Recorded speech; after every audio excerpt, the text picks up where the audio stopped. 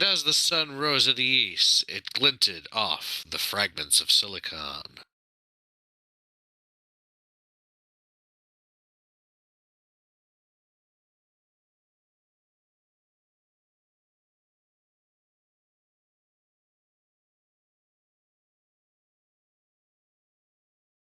Hey, there's no music. I can't hear anything as God well. damn it, Windows. Always the same problems. Don't worry. He can chop this off. Yes. Well, I go scream into a fucking tube.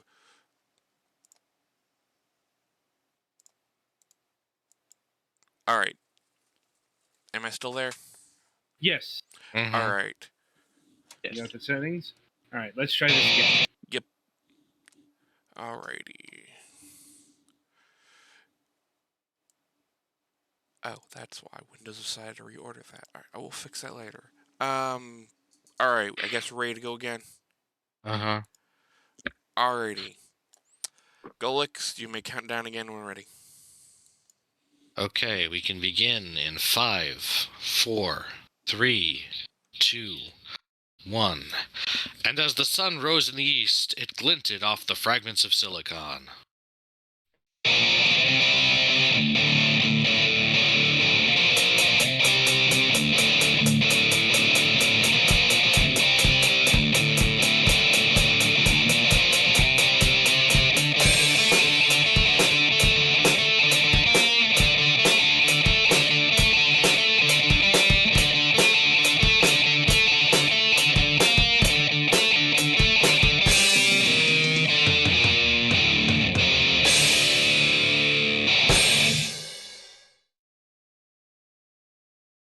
Welcome to another installment of Fragments of Silicon, the Daylight Interviews. So, this episode's going to be a bit of a departure from our usual fare, in that we're not strictly speaking about video games this episode. More video game adjacent, I think is a good way to put it. But, because we're going to be talking more about digital art this episode. Which is the whole video game adjacent thing.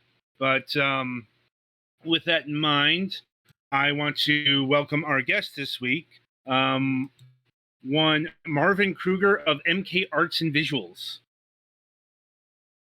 Hey there. Thanks a lot for the invitation. I'm really glad to be here. We are glad to receive you. Right, so usually how we like to get started is we like to get to know how people got into video games. But like I said, that's not something that would probably apply with what we have on display right now. So instead, I'm going to ask you, what got you interested in artistic expressions? That's a really interesting question. I was not prepared for that, to be honest. So let me think. I mean, we just had back in school, back in the days when I was a teenager, then we had this art classes which I really enjoyed, and I think that was the first time when I got in touch with this whole art thing. And then there was also like parties where they played this kind of psychedelic music. And when I grew older, I visited that parties, and there were a lot of people, a lot of another community, which was like really open-minded, and there were so many interesting things to discover. And I think that was a way where I started to dive into that. And I also a long time ago I started to how to say that. I started to get into computers. I really like computers and programming and all that stuff. And I think then at one day I thought I can connect both of these things, and I can make some digital art with that. Yeah, I think that's it basically. Makes sense. Makes sense. I mean, was there a specific program or image that's clicked, or is it just like general usage? Oh, I think I was really interested in game development. So here's where the circle is closing. So I tried to start with game development first, and I started to use Unity for that. And then I discovered that you can make a lot of art things with that, and that was the way to go for me because I really enjoyed to make some very colorful images and pretty psychedelic moving things on the screen. Yeah. Huh. I hope we don't have to put up a warning for epileptic people with this.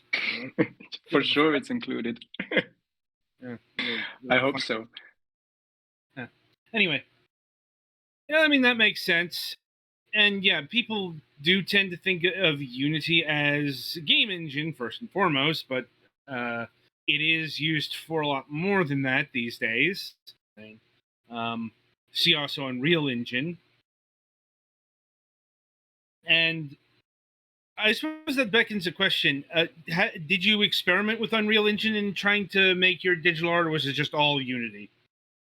Oh, that's an interesting question. No, to be honest, I just started with Unity because when I was a little bit younger, I discovered a book in our library which was about Unity. I gave it a shot and started development, and that's the way to go. So I shortly checked out the documentation of Unreal Engine, and then I discovered that the documentation about the mobile section, which I'm mainly focusing on, was not too huge. So basically, they don't have too many resources about that, and that was what makes me a little bit scared of the whole thing. So I just decided to stay with Unity. Yeah. Makes sense, and not surprising given what I know about the two engines. You know, it's like what we have showcased here. Definitely more Unity bent because Unreal tends to shoot high end 3D stuff. Yes. I'm not saying it can't do this, but it's not the priority. Yeah, totally. Mm-hmm. Right. So you've released quite a few mobile apps thus far, and I'm wondering, like, which one was the first one? What was your first formal experimentation into digital art? Let's say. Oh, digital art. Okay. So basically I started with game development as I Yeah. mentioned earlier. So there were some games where you have to control a ball and give them a certain direction and hit certain things and so on, like really basic stuff. I started with that. And then at a certain point I discovered, oh no, better stay with some cool art things. And I think what I started with was kind of a fractal explorer. Like I made a 3D fractal exploration app for iOS and Android, and I think that is one of the first ones which is doing that. I mean, performance-wise, it's pretty hard to run on all devices because 3D fractal rendering takes a lot of resources out of your phone. But yeah, that was the first thing I started with regarding the art section. Not a surprise to me, as well. I'm like, I mean, when it comes to digital art, like fractals are usually not far behind. Yeah, Sure. fractals are Yeah. very much, especially back in the day, one of the benchmarks for a new computer. If your computer could make decent Yeah. fractals, then you got a good computer. And yeah, fractals are a really interesting thing because it's a very heavy intersection between the arts and sciences, as it were. Because, you know, fractals are, in real terms, just mathematics. But, you know, Right. when you set to the visual cues, you get very pretty renderings and such. And where did these experimentations with fractals lead you after that? Oh yeah, to be honest, I just was amazed by all the things. So, for example, some people which are listening to the podcast probably know this thing like Shader Toy. It's a website where you find Mm-hmm. all things like shaders and colorful images and stuff like that. And there are also a lot of shaders which are doing fractal rendering. And I was really impressed by these things. And I started with doing my own fractal rendering thing in Unity, wrote some shaders for that, and then I basically just leave it as it was. Like I made a really basic app, let's say, and it stayed on my computer for like several months. And then one day I thought, hey, okay, I can throw it out to the App Store. Perhaps someone want to purchase that one. So I just I just released that one. And I just said, oh, okay, I wanted to sell that for $1. And I have not expected that anyone would buy that. But interestingly enough, there was some interest for that app. And so I continued to develop that app. I improved the user interface. I added some more fractals. And then some other things got my attention as well, like this fluid simulation thing and music visualization. Yes. I mean, that is quite the graduation, if I'm being honest, because, yeah. I suppose our showcase app, as it were, is something called Fluids and Sounds, which is what it says on the tin, if I'm being honest.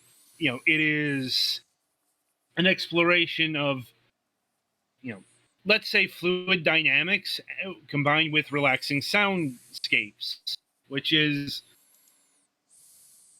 from an artistic point of view, actually markedly different than fractals.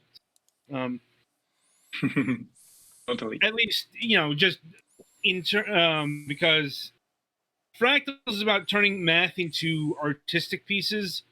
Fluid and sounds, that's a lot more, I guess, for lack of a better term, 90s new age. Yeah.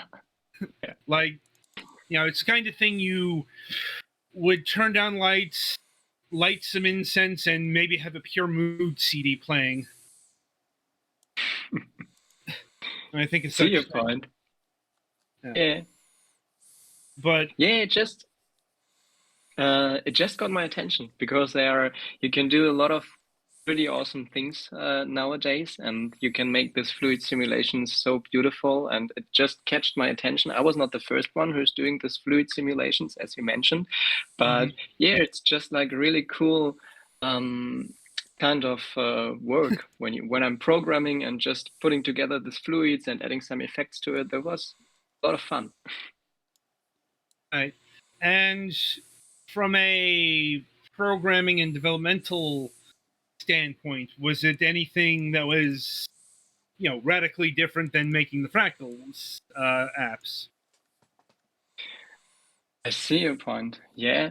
So when I started with this fractal thing, I don't know too much about graphic programming, to be honest. I just copy pasted some codes I found somewhere which were freely available, and then I tried and changed some things and added some formulas for the fractals, and I learned a lot more over time.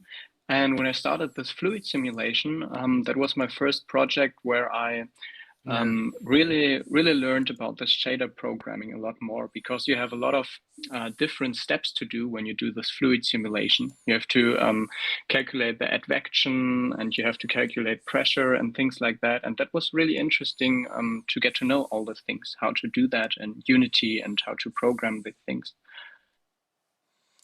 Yeah. Did you have to deal with like simulated physics as well? Yeah, but a lot of people solved that previously. So I was not the person who solved all that things. There are solutions out there. Yeah. But yeah, once again, this is about what I expected. Because, not to go too deep into it, but as you mentioned, like fractals is just a lot of formula work, if you will. Yeah. And to put it in, once again, in an artistic lens, it's like I think with the fluids and sounds, you've got more of you in this application than previous works. If only because, you know, you are putting your own calculations and such. I'm like, this is flashing back to my own artistic experiences, mind you. So your mileage may vary on that point. Oh yeah, that's Like, pretty interesting point of view. Yeah. Yeah. Well, it's like, let's just say I had some art or art history classes where, you know, expression was the main focus rather than, the paintwork, the brushstrokes. What is the authorial intent versus, what kind of paint you're using. Like, but Oh yeah, yeah. all right. But yeah, so fluids and sounds here is also much more than just a, fractal display, as we've been mentioning. You can, it's an interactive art, digital art piece, I suppose, because as Petty is showcasing here, you have a whole bunch of sliders to deal with, how you want the fluids and sounds. And I suppose my question here is, what can you do to the fluids in this app? Oh, okay, I see. Yeah, that's kind of overwhelming when you open the app the first time. So, as I mentioned before, I'm not the first one who's doing fluid simulations. So basically, other apps which are out there also have a lot of possibilities to configure all that stuff. But basically, for mine fluid simulation, I also added these sound options, which are pretty unique to my app, I guess.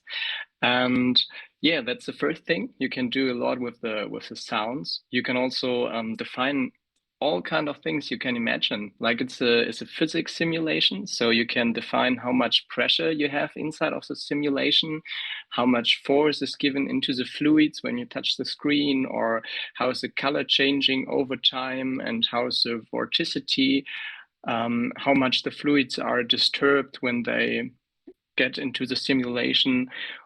All different kind of things you can imagine. And the coolest thing is in the latest version, which is sadly not yet available for Windows, but it will come soon, you can also share the presets you can create with all the people out there. Basically, you can just create your own thing, like your own digital artwork with a pretty cool coloring and pretty cool other settings. And then you can just export it as a .fluids file, and you can send it to your friends, and they can also try it out inside of Fluids and Sounds. Yeah, that's what I'm currently working on.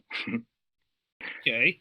I suppose along those lines, is there any plans for Steam Workshop support?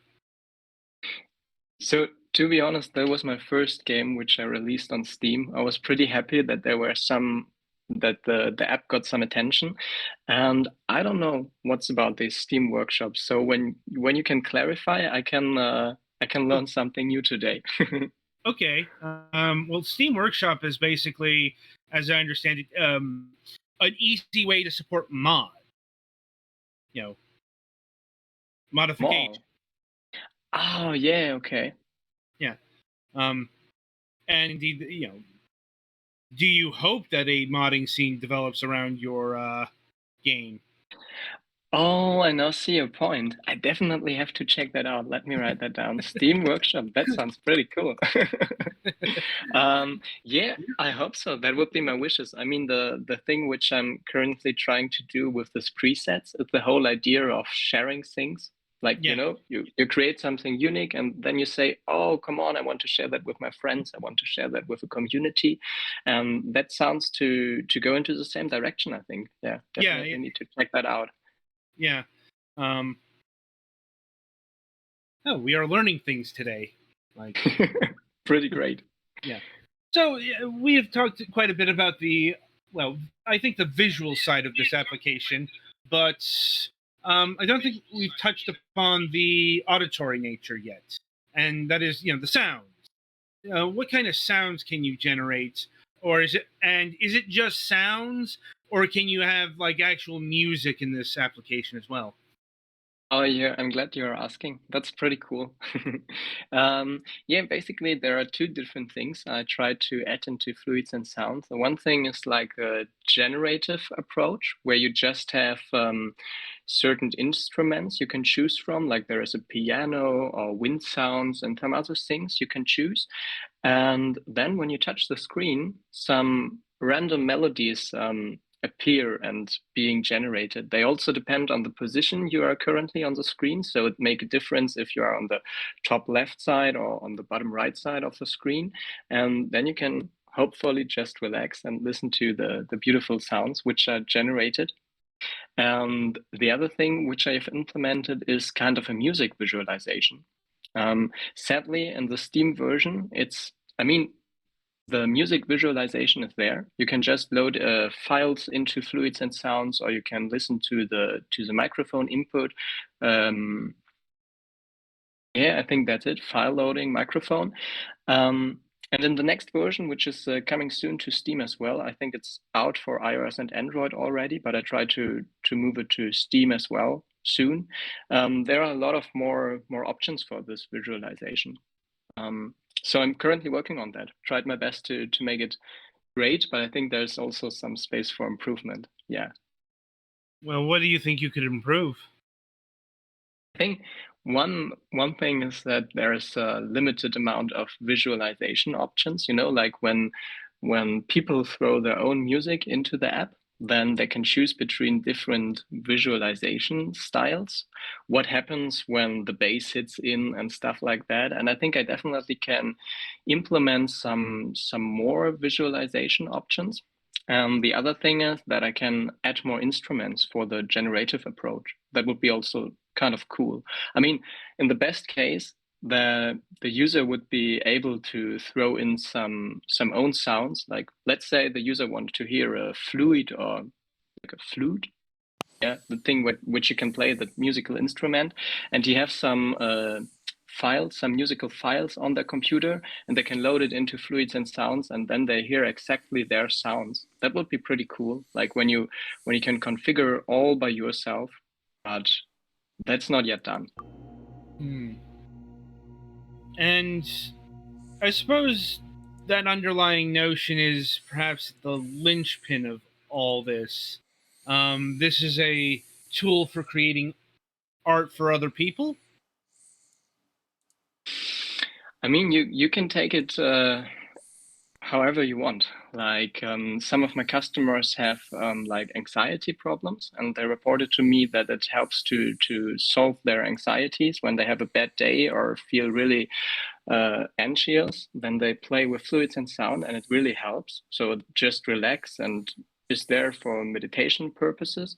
And on the other hand, the latest discussion I had was with a 3D mapping company, which is doing like 3D projections to buildings and on festivals and so on. And I developed some custom features for the company. Yeah. Yeah. Okay. All right. I thought you just asked something. Okay. All right. Yeah. It was just like I tried to explain that there are both things. Like you can take it for relax meditation, and you can also take it for professional purposes, like this 3D mapping company is doing, or when you just wanted to add something pretty cool to your music you wanted to upload to YouTube or something like that. So all kind of different things you can imagine.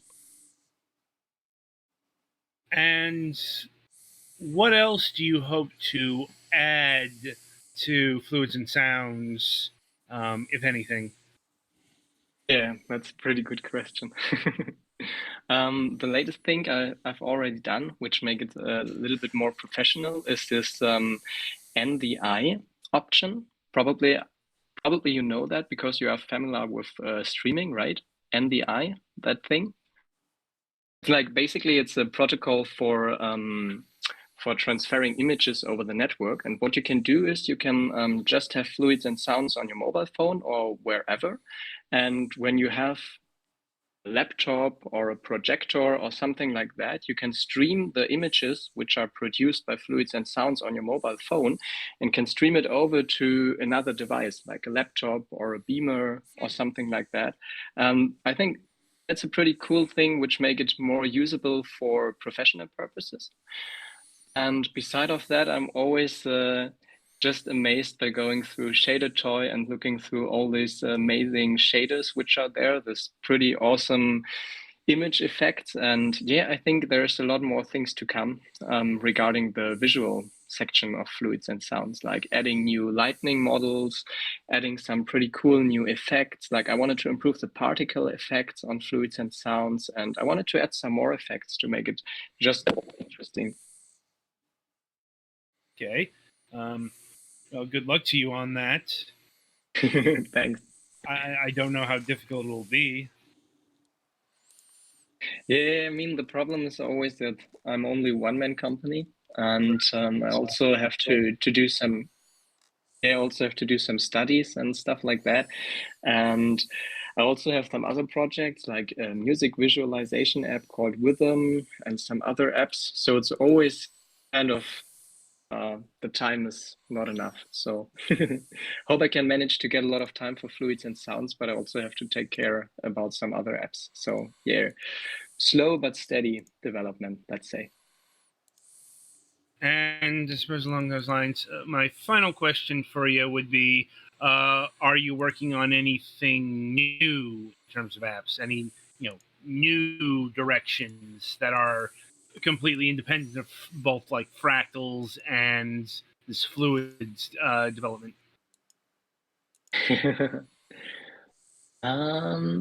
Yeah, I have this music visualization app, which is also going into the same direction, I guess. That's the project I'm currently working on, like Rhythm. It's called Rhythm. Mm-hmm.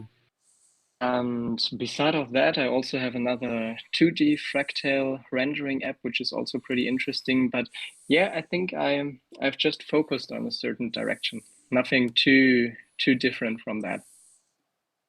Okay.